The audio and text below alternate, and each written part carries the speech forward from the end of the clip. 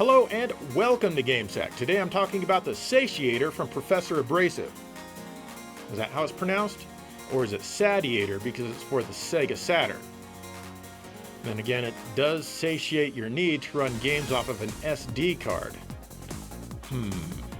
You know what? I'm just going to call it the Satiator because that's what My Life in Gaming calls it. I would have called it something else if it were up to me, but it wasn't, so oh well. And if you hated how expensive the Terra Onion mode was, well then you are going to absolutely love complaining about the Satiator all over the internet because it's $259, which is more than every other similar solution for the console. But it is plug and play, which means everyone can easily use it without modification. So let's check this thing out. The Satiator comes as a little cartridge that plugs into the back of your Saturn. It's the same size as the VCD MPEG expansion carts that were available pretty much everywhere except for North America because Sega of America sucks. To install the Satiator, you first need to remove this little door, which is usually a bit easier said than done. You can do it though, I believe in you. This is where the battery for the console lives. Just slide it in and press firmly. And that's all you need to do. Well, actually, you'll also need to prepare a full-sized SD card, which needs to be formatted to FAT32 according to Professor Abrasive's website, which is actually just a Patreon page. SD cards up to 1 terabyte are supported. Rip your games into folders and put them on the card like so. I used bin and Q files inside of folders for all my games, and the Satiator loves this, and it also supports ISO files, or ISO, however you want to say it. You can organize the card with games inside folders nested by region, alphabet, or however you want. Also, be sure to download the latest firmware as well as the latest menu. Unzip them and put them both on the root of the SD card, and just leave them on the card, they're not that big. The next time you power it up, it will quickly auto-update. When you're ready to go, just insert the SD card into the Satiator until it clicks into place. By the way, if you ever want to remove the Satiator, you'll need to pull out this little thingy and then pull on it to remove the unit. Not quite as nice as the little handle on this JVC MPEG card, but it works fine. Anyway, after everything is ready to go, power on your Saturn. If you have a disc inside, the Saturn will run the game on the disc. If there's no disc, then the Satiator menu loads. Though occasionally it will boot to the BIOS screen and this will happen. Then it just sits there and never boots into the Satiator menu, but fortunately this seems pretty rare. So yeah, the menu is pretty bare bones. Honestly, I don't mind this at all. I really don't need fancy graphics and splash screens to illegally run my pirated games. Oops, sorry, I meant backups for games that I own because I don't want to scratch them or something. Actually, to be honest, things like this are really more for convenience than anything. About the only way that I'd suggest to improve the menu would be to put a highlight color on the currently selected item instead of just an arrow, like so. The menu here is super fast, and I really like that. I also appreciate that it's 240p, as that saves a little bit of frustration waiting for my upscaler and often my capture device to resync after the 240p Saturn logo intro and again to the 240p Sega logo after I finally select a game to play. What you do here is simply navigate to the game you want to play, press ARC, and then the game boots up. That's pretty simple, isn't it? From here, your game will play as normal with a few minor exceptions which I'll get to in a bit. I always wanted a thing called tuna sashimi. As far as load times go, it doesn't seem like there's any significant difference compared to using a real disc. I suppose it could actually be worse if you're using a cheap SD card though. Don't cheap out on your media. However, if you can afford the Satiator, you can afford a good memory card.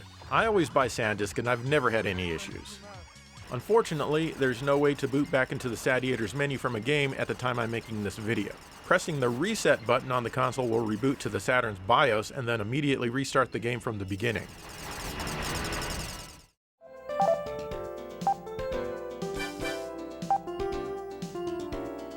One great thing about the Satiator is that it bypasses the Saturn's region protection, which will allow you to play games from all regions without your Saturn needing to be modded or for it needing a bypass cartridge. Nice shot! よく飛んだな! Back in the menu, there are a few options if you press the B button. The first is to browse images, which simply takes you back to the file browser you just came from. Pretty neat. The next is Action Replay Tools. This doesn't seem to work. If you have an Action Replay inserted into the Saturn's cartridge slot, it boots up before the Satiator can even do anything. Even if you begin without codes, the Action Replay will never be able to get past this loading screen and the Satiator won't be able to boot. That's a dead end.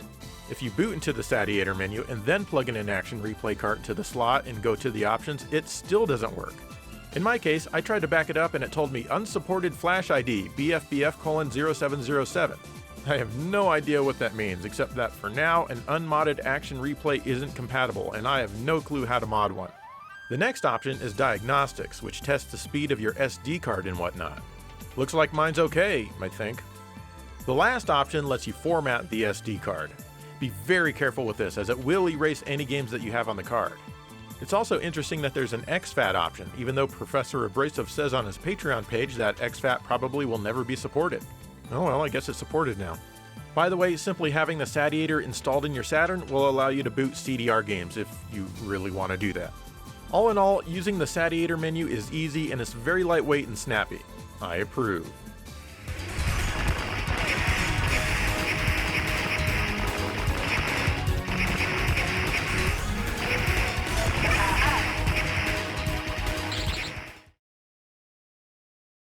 Alright, so now you know how the Satiator works and how easy it is to use. Let's run some more games and see if I can find any issues.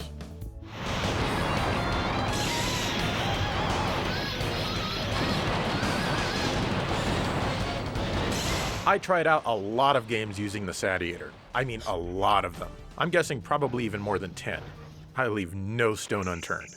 For the most part, they all worked perfectly fine. It doesn't really matter what kind of game you're playing, they usually just work. If a game has Redbook audio, it sounds fine. Very long, easy left.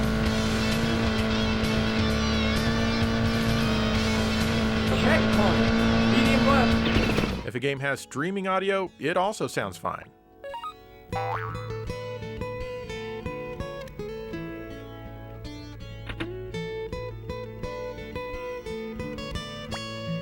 Full motion video also looks and sounds fine.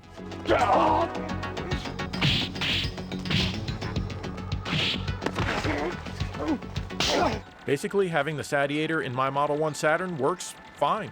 Well, I actually did encounter a sound issue in Estall, which uses streaming audio for all of its sound. After this bit of dialogue, the music skips a bit as it starts a new track. Get away from me, you stupid bird! Quit following me! I didn't play through the entire game, but that was the only place I encountered it in what I did play. Also, I said before that the action replay cart doesn't work, so that means for a lot of you, you can't run games like X-Men vs. Street Fighter, which require additional expansion RAM.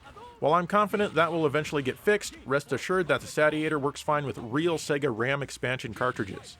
Here I am playing X-Men vs. Street Fighter with the 4MB cartridge that came with it, and it's smooth as butter. No issues at all.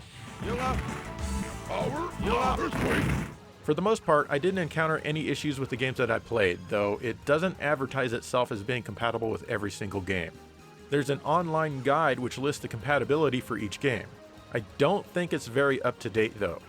For example, on 3D Baseball it says, "Video also stutters, several seconds of frozen footage."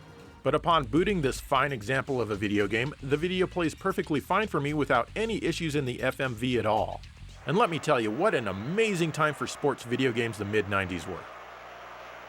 It's not that bad. Walk it off. Here on Battle Stations, it says FMV starts and stops, choppy playback. I've never played this game before, so I booted it up and the FMV was once again perfectly fine all the way through. Whoa, whoa, whoa, go back. What is wrong with his face? This game is fun for exactly 12, maybe 13 seconds, I feel. The next error on the list that caught my eye was for Sega Ages, which it says boots back to the BIOS menu. Again, the game runs just fine, all of the games play just like you'd expect them to, and you expect them to be awesome. I wanted to be sure games that rely on full motion video like Road Blasters play fine, and I had no trouble with this one. That's good because it's an excellent game, though I still prefer it on the Sega CD. However, I did have an issue with Thunderstorm, which is known as Cobra Command in North America. The video froze and the audio kept looping at this part in stage 1. I pressed A, B, C, and start to soft reset the game and try again. This time, it made it past that part without any issue and I was able to complete the entire game. Hopefully that's not something that happens often. Next, I tried Time Gal. Like usual when I played this one, I died pretty quickly. But after the death animation, it got stuck on this black screen and there was nothing I could do. So I did the same soft reset thing and tried again. The game didn't even make it to a stage before it got stuck on the black screen this time. The last FMV game that I tried was Ninja Hayate, known as Revenge of the Ninja on the North American Sega CD. This one did the same thing as Time Gal and gave me a black screen right before the gameplay began. Interestingly, both Time Gal and Ninja Hayate are listed as no flaws found on the Satiator compatibility page. Of course, the Satiator can't play games like Lunar Silver Star Story Complete that require the MPEG card, since that card goes into the same slot as the Satiator itself. I've read that the Satiator allows you to open and close the lid on your Saturn to jump to the next disc in multi-disc games, but I couldn't get this to work at all. The Saturn resets to its BIOS the second I open the lid, and I'm never able to play on disc 2 unless I load up that disc directly. I imagine this feature just isn't implemented yet, or Policenauts isn't a good game to test this with. The Satiator is definitely a work in progress, and overall I'd say it's not quite there yet, but it's well on its way. What's here is good, and honestly so far it works much better than I expected it to, and I'm sure it will improve lots in the future. I really do like how it's so easy to use, which honestly is its biggest selling point. What are you doing?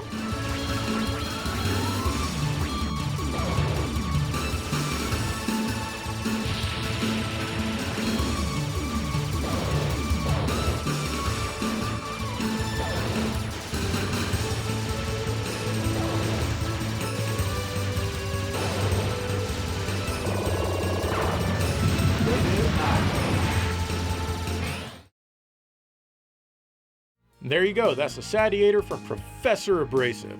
Overall, I think it's a cool little device that's easy to use, and hopefully someday it matures to the point where it can run pretty much every Saturn game. So, what do you guys think? Is it something you're interested in? Would you rather have a mode? Are you just fine using CDs? Or maybe you just want to run everything on a Raspberry Pi and make sure everyone on the internet knows that you'd rather run everything on a Raspberry Pi. Let me know. In the meantime, thank you for watching GameSack.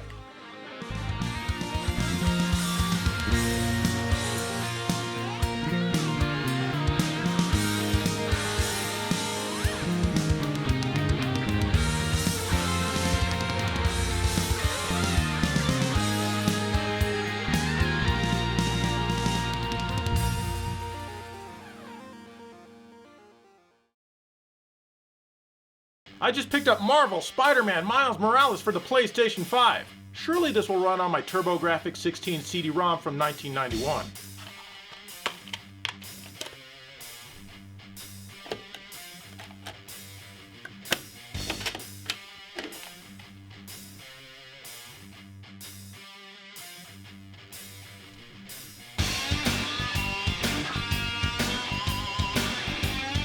It'll work. Seriously, it's gonna work. Haha, yes, look, Spider-Man! Wow, look at Miles Morales go!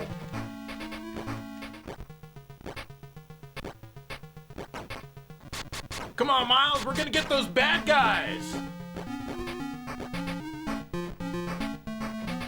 I bet you're wondering when this is gonna become funny. So do I, my friend. So do I.